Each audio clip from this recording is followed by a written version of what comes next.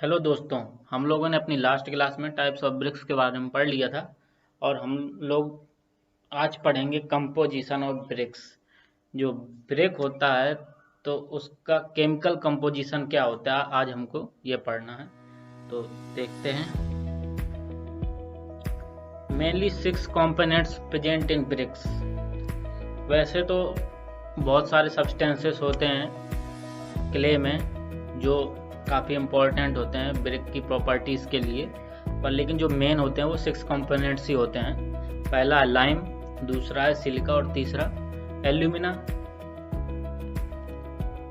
चौथा है हमारा फेरिक ऑक्साइड, पांचवा है मैग्नीशिया और छठवां है एल्कलाइज।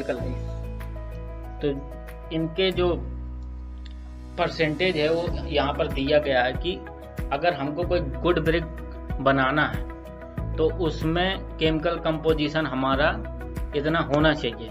तो लाइम जो है हमारा वो 10% होना चाहिए, एल्यूमिना 20 to 30% के आसपास होना चाहिए और सिलिका 50 to 60% होना चाहिए। फिर आता है मैग्नीशिया। मैग्नीशिया हमारा होना चाहिए लेस देन 1%, फेरिक ऑक्साइड हमारा होना चाहिए लेस देन 7% और एल्कालाइज होना चाहिए हमारा लेस देन 10%। तो जब हम लोग ब्रिक की मैन्युफैक्चरिंग करते हैं तो पहले तो क्ले प्रिपेयर करते हैं, इसके बाद हम बहुत सारी प्रोसेस करते हैं और उसको एक डिजायर्ड शेप देते हैं जो हमें बनाना होता है ब्रिक। तो हम लोग ये जो हमारे 6 कंपोनेंट्स हैं ये हमारे ब्रिक की प्रॉपर्टी को अफेक्ट करते हैं। तो आज मैं इसके बारे में आपको बताऊंगा। तो आज मेनली हम ओनली 3 सब्सटेंसेस है जो उनके बारे में पढ़ेंगे। पहला लाइम, दूसरा एल्यूमिना और सिलिका। बाकी के जो बचे हुए हैं उनको हम अपनी अगली क्लास में पढ़ेंगे। तो आते हैं लाइम पे। तो lime acts as a binder material. तो जो हमारा लाइम होता है वो एक बाइंडर मटेरियल की तरह काम करता है। Lime normally constitutes less than 10% of clay. Lime in brick clay reduces the shrinkage of drying. In carbonate form, lime lowers the fusion point. तो क्या होता है, जो हमारा लाइम होता है ये हमारे श्रिंकेज को कम करता है। जब हम ड्राइंग प्रोसेस करते हैं तो वहाँ पर ये श्रिंकेज को कम करता है। और हम जब ब्रिक को बनाते हैं तो वहाँ पर बर्निंग प्रोसेस के लिए हमको 800 डिग्री सेल्सियस के आसपास टेम्परेचर की ज़रूरत होती है। तो वो टेम्परेचर हम लोग आसानी से नहीं गेन कर सकते। तो इसलिए हम जब ब्रिक को बनाते हैं तो वहाँ पर क्ले में लाइम की प्रेजेंस, कभी कभी लाइम ऐड भी करते हैं जिससे कि हमारा टेम्परेचर जो होता है वो इंक्रीज हो जाता है।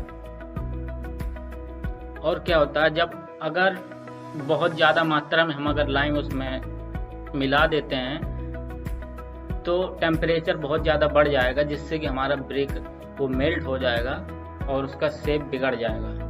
तो ये बहुत ही इम्पोर्टेंट है।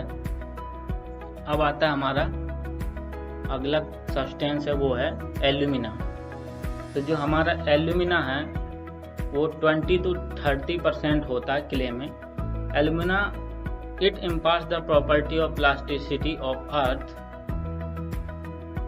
एल्यूमिना क्या करता है, ये वाटर को एब्जॉर्ब करता है एंड जो हमारा क्ले है मिट्टी को उसको प्लास्टिक प्रॉपर्टी गेन कराता है जिससे कि हमारा जो ब्रिक है वो अच्छे से अपना शेप गेन कर सके। अगर हम लोग का जो एल्यूमिना है इसकी प्रेजेंस 20 to 30% से ज़्यादा हो जाती है तो वहाँ पर श्रिंकेज आ जाएंगे और हमारा ब्रिक जब हम उसको ड्राई करेंगे तो हम वहाँ पर क्रैक आ जाएंगे हमारे ब्रिक्स पे, जो कि अलाउ नहीं है।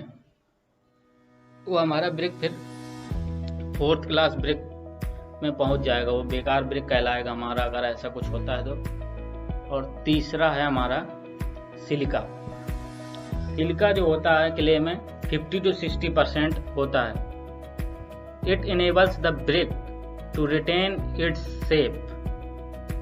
इससे क्या होता है कि जो हमारा ब्रिक है वो अपने शेप को रिटेन किए रहता है।